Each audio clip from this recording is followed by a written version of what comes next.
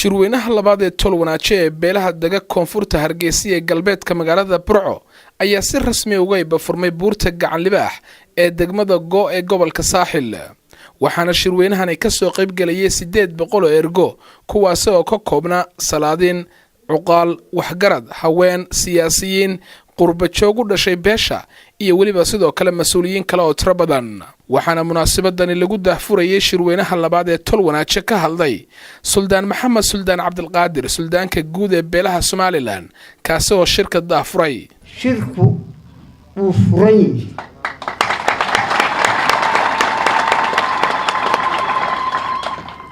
shir laga yooyootomo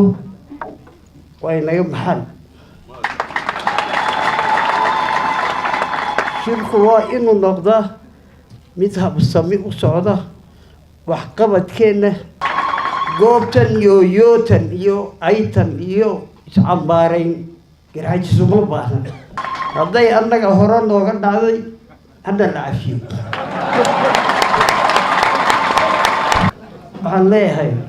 tolow waxa maanta ku tashataan ayuunbaa idiin dhaxada gudoomiyaha gudida qabanqaabada shirka tol wanaaje Caaqil Rashiid Jambiir oo isaguna munaasabada ka hadlay ayaa waxa uu ka waramay sooyaalkii dheeraa ee loo soo maray qabanqaabada shirka uu soo socday maraaxil kala duwan buu soo maray runtii hawlaha uu ka soo gudbay way tiro badnaayeen waxa wanaagsan oo muhiim ah in la sheego oo lagu bilaabo ciddii koowaad ee shirkan hirgelisay cidda koowaad ee shirkan inuu qabsoomo suurto gelisay ciddii hirgelisay ayaa mudan in marka koowaad loo mahad celiyo oo ilaahay looga baryo oo loogu duceeyo inuu miisaanka xasanaadka ugu daro nimanka la yiraahdo qurba jooga meel kasto ay joogaan rag iyo dumar maanta halkan aynu fadhino ee quruxda badan ee madashan joogta adduunka ku baxay waxa bixiyay qurba jooga waxay yiraahdeen maanta annaga idin furanayna annaga lacagta ku baxaysa bixinayna way bixiyeen Suldaan Cismaan Suldaan Cali Suldaan Maxamed Xirsiqani iyo Suldaan Axmed Cismaan Cadagude oo ay weheliyaan madax dhaqameed iyo qurba joog kale oo iyaguna shirka ka hadlay ayaa ka waramay muhiimadda shirkida waynu furanay ilaahay waxaan ka baryayaa ilaahay mid barakale inuu nooga dhigo ducadii ducayeelku inoogu duceeyeen in ilaahay inoo aqbalo amiin ilaahayna inoo sii waasiciyo aakhiriya adduunkaba midho innaga iyo maxay ahayd qarni dheer waqti badan iyo innaga iyo ubadkeen iyo tarinteennaba anfacana allaha ka dhigo hadalkii hawshu waa inoo dambaysaa runtii waxaa tafaasiisha intuu ka gaadhi karayay khayr allah siiye ka bixiyey oo warkii intii loo baahnay ina siiyey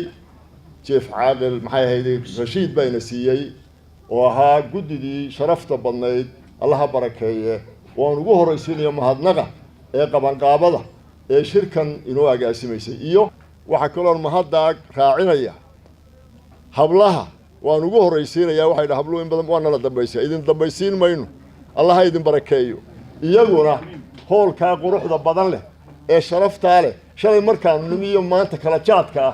inoo qurxiyay inoo sameeyo waliba tacabka kalena wax badan ku lahaa iyagana waxaan leeyahay allah idin barakeeyo waxaan hadalkayga ku gabagabaynayaa hadalku inoo dambaynaya maanta waxaynu isugu soo baxnay waxa weeye inaynu wax taariikhda gala oo midhihiisa waqti badan aynu guranno in badan baa garxajis maxay taladiisu kala maxay ayara qabya ku jirtay inaynu maanta seeskeeda dhignaa baynu isugu nimi insha Allah waana gaari doonaa anigu waxaan joogay tigtiga waxaan shirka u imid inaan la oran waa la kala maqnaa ayaan uga soo qayb galay waa laga yaabaa waa sababta ugu weyn aanu waxa weeyaan inaan la oran ciddaas ka maqlay shirka ilaahayna waxaan ka baryaynaa inuu mid mala dhalan noqdo mid aynu ku baraarno noqdo mid Somaliland iyo dalka iyo dadkaba wax tala noqdo furitaanna intii Suldaan Maxamed Cabdilqaadir buu ku leeyahay hadallo weyn oo dambeeya iyo talo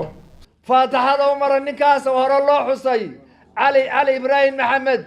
wuu geeriyooday fikradii ka soo maaxatay bay ahayd inaynu maanta qabanqaabadan guud iyo dhammaan garxas isugu keeno inuu ilaahay jannatul firdaws ku aala ku arsaaqo ilaahay subxaanahu wa ta'aala ugu duceeya inta kadib intaa kadib waxaan odhan lahaa guud ahaan garxasis oo dhan rag iyo dumar ciddii qayb nagala qaadatay iyo ciddii na hagardaamaysay labadaba waa saamaxnaakum kuwii nagala qayb qaatay ee na garab istaagay waxay naga mudan yihiin sharaf iyo karaamo dheeraada waana u ducaynaynaa. annagu waxaanu ahay raggii shirka ka soo horjeeday ee dal wanaajo muxuu ahaa dal wanaajo raggii diidanaa baanu ahay raggii dawladda la socday baanu ahay raggii dawladduna ay guulaysatay baanu ahayno inaanu sadkayno nala garxajis ma ogolin bay ahayde waxaanu ka door bidnay inaanu tolkayo buuxino iyadoo duruufo ka duwan gobollada kale ayna haysteen waa ka war haystaan runtiina ay nagu adkayd inaanu halkan u soo baxno oo shirkan maanta ka soo qayb galno duruuftaasna maanta halka dani walba waa ka dheragsan yahay nagu gadaaneed haddana muhiimadda waxaanu door bidnay inaanan maanta ka qadin guusha halkaa ka dhacaysa haddaanu nahay reer Sanaag ku hadlaya magaca qurba jooga meel kastoo ay joogaan adduunka waxaan u mahadnaqayaa dhammaan cid kasta oo shirkan tacab gelisay oo ama ma garanaysaa guddi qabanqaabo ha noqdo ama guddi guud ha noqdo ama dhammaanba beelweynta ay khusayso shirkani ha noqdo nin waliba dowr ku lahaaba nin waliba qayb buu ku lahaa aad baanu ugu mahadnaqaynaa waxaanan idinka sidaa salaan dhammaan qurba joogii meel ay joogaanba shirweynaha labaad ee tol wanaaje ee u qabsoomay beelaha dega koonfurta Hargeysa ee galbeedka magaalada Burco ee ka furmay buurta gacan libaax ee degmada Go ee gobolka Saaxil ayaa la filayaa inuu socon doono muddo 7 cisho waxaana la filayaa in shirkaasi laga soo saaro qodobo muhiim ah. Sakariya Sudeesi, Telefishinka Real, Hargeysa.